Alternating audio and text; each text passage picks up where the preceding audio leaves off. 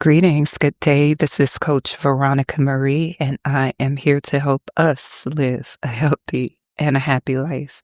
Today, I want to talk about communication. I'm always talking about communication.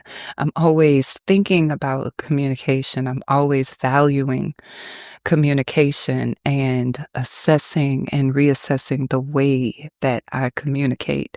And so today, I am wanting to talk about the need and the desire that most people have. Most people communicate because on the most foundational level, they want to be heard. I don't think there's anyone talking out loud to someone who doesn't want to be heard. Now, in being heard, there may be different points and different outcomes that each person desires. It's based upon the topic, the actual connection, the situation, and such, whether or not there's emotional pain, etc. I think it's important for us to know why we are communicating. We know that we're communicating to be heard, but what else, right? When we're talking about personal relationships, most people want to be not only heard, hear what I'm saying, hear the words, and comprehend the sentences, but deeply regarded. And I think that's the subtlety that most people miss.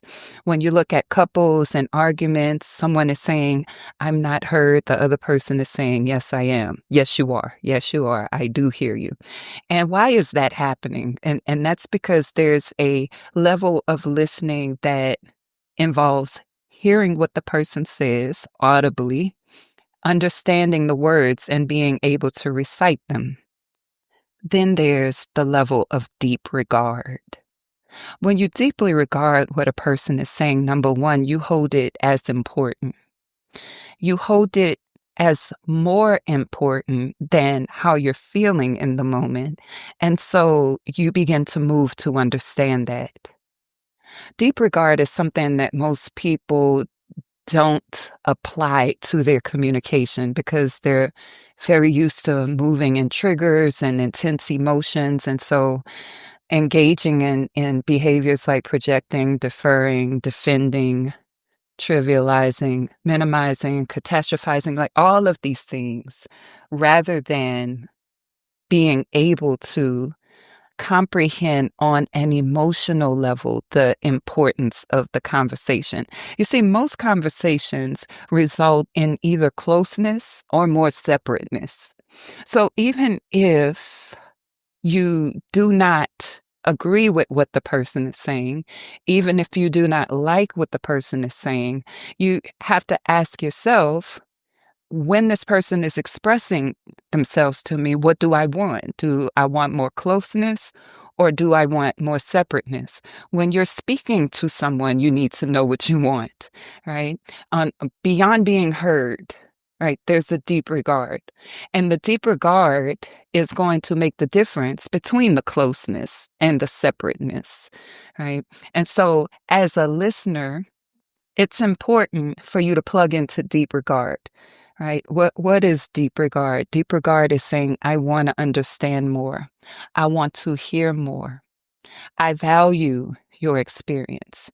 Therefore, I want to assist you in co-creating something that relates to more, that results in more closeness between us. If you just hear what the person is saying, you don't know what to do with that. And sometimes people even say that. You may have heard it said and you may have said it. I don't know what else to say. I don't know what you want me to tell you. I don't know where to go from here because the deep regard is not there. So we can practice deep regard by deciding whether or not you want to be close or more separate. If you don't mind being separate, then hearing what they say and saying, I hear you, is enough. But if you want more closeness, then you're going to have to apply that deep regard, which means you have to manage your ideas, your emotions, your beliefs, and put them on hold so you can deeply regard a person outside of yourself.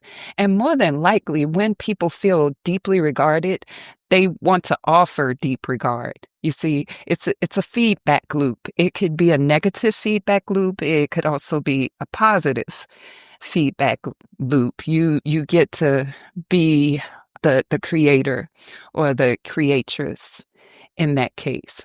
So that's it. I hope that something I've said sparked some change in your thought patterns, or maybe even I hope it makes a difference in your connections and your communication. I offer one-on-one coaching on my website at veronicamarie.com. I also have some books there. Self-Intimacy, it's a beginner's guide of self-discovery. That's for anyone who just wants to understand their emotional self more deeply so that they can understand others. The next one is called Renew Your Mind, Leave No Stone Unturned. That one is a daily reflective workbook where I ask you thought-provoking questions. It's good for journaling and just really diving deeper within the self. And then the last one I have there is called Inner Stand.